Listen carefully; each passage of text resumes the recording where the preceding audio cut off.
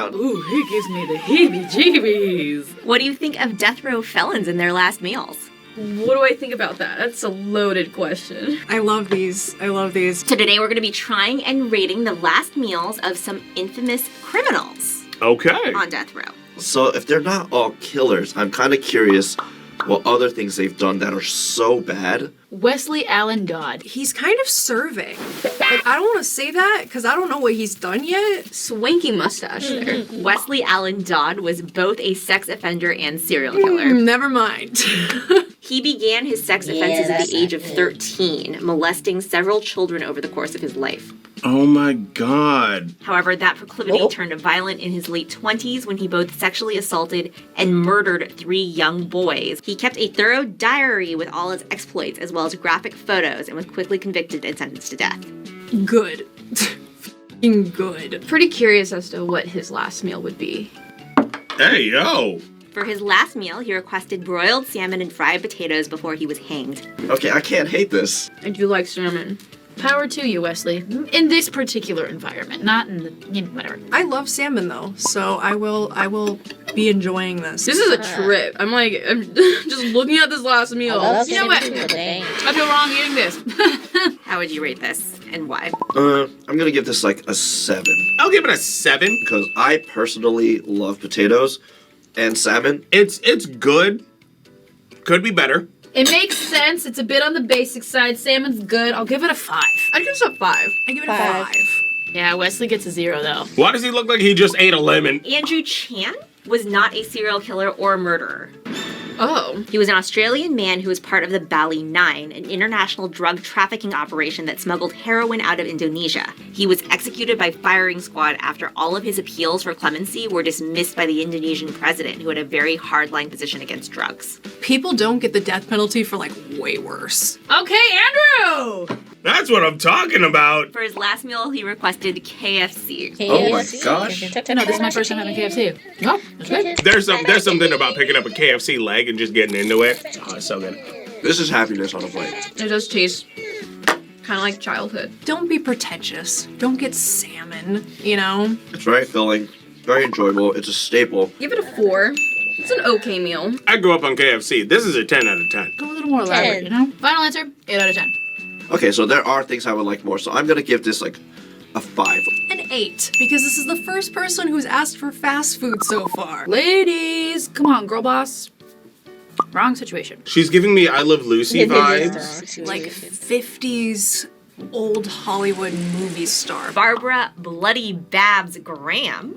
Okay, first off, the name. I will give her this, like, her name kind of slays. Barbara Bloody Babs Graham was caught up in a high-profile robbery gone terribly wrong. In addition to beating an elderly widow who was later found dead, not finding any of the supposed money or jewels at the crime scene, she also tried to bribe an undercover cop to be her alibi.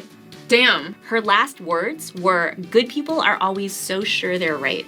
She has a point. I mean, isn't that just people in general? Okay, this is a big dessert. Ooh. For her last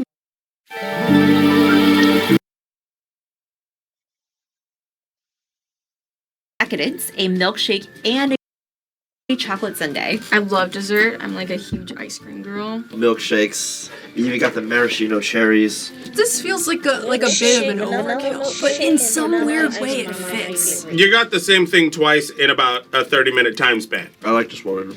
I like Bloody Babs. That definitely hits. I love this for her. Don't like her. Just ice cream and a milkshake feels a little bit lackluster to me. I would give this a 5 because I'm a huge dessert fan. 10 out of 10. Can't go wrong with ice cream and milkshake.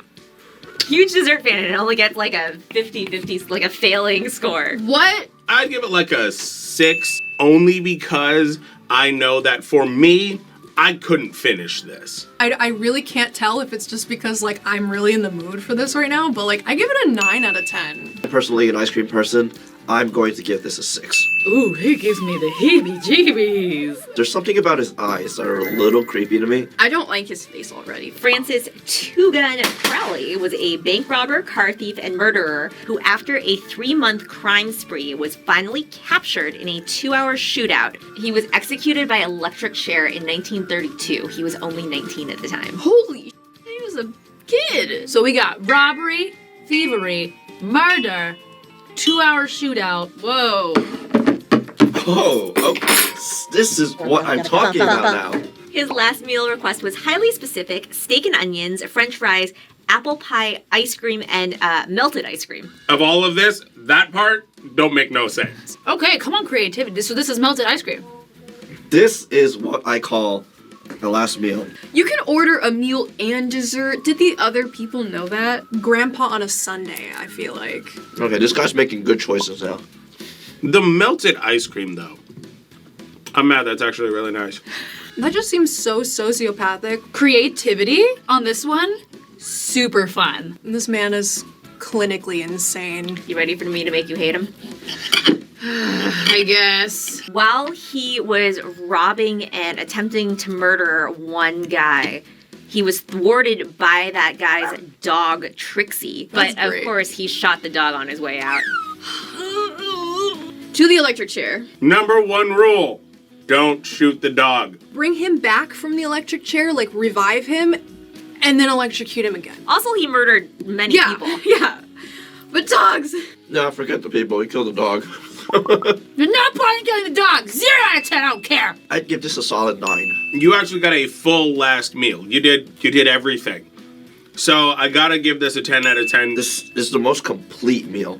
I give this a 6 because there's a lot of variety here. On the scale of psychopath, I give it like a 10, but like food-wise, I'm gonna give this a 1.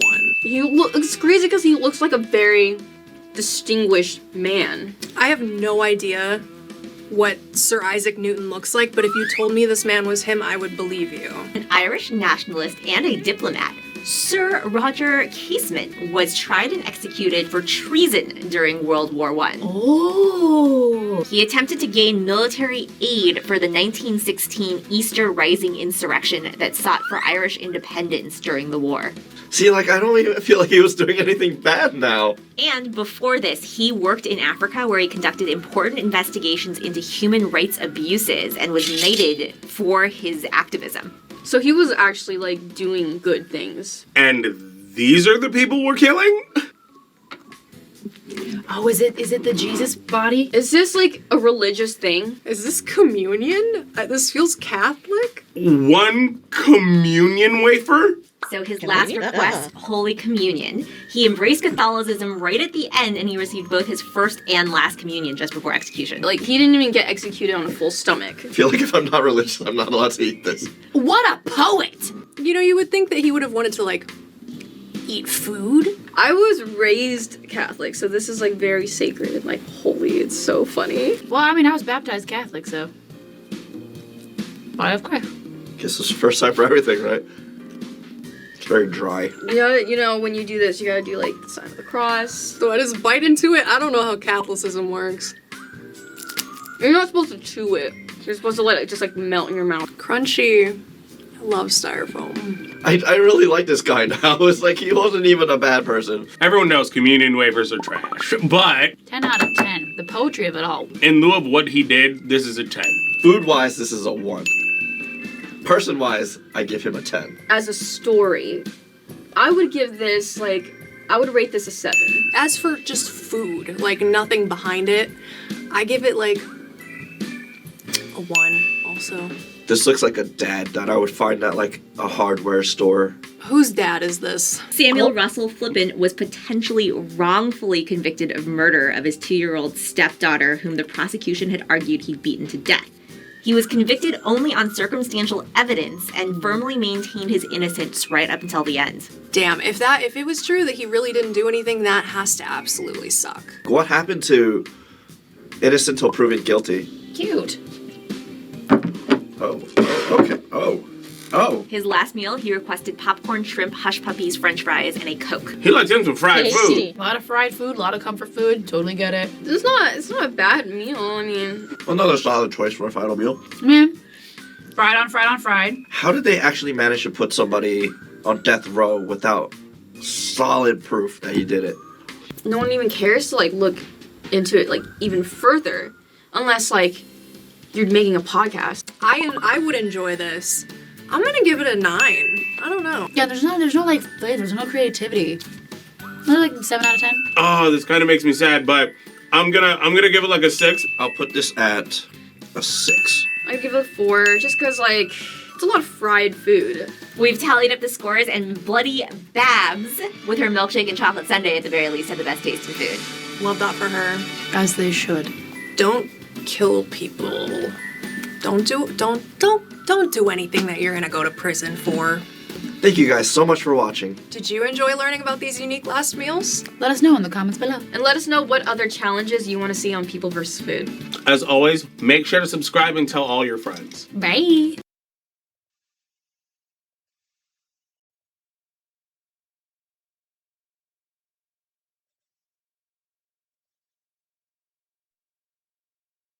And that was my reaction to trying Death Row's Inmates last meals, People vs. Food at React.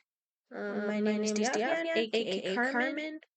Please like, comment, share, and subscribe to this video and my channel. And have a nice day. Good night, everybody.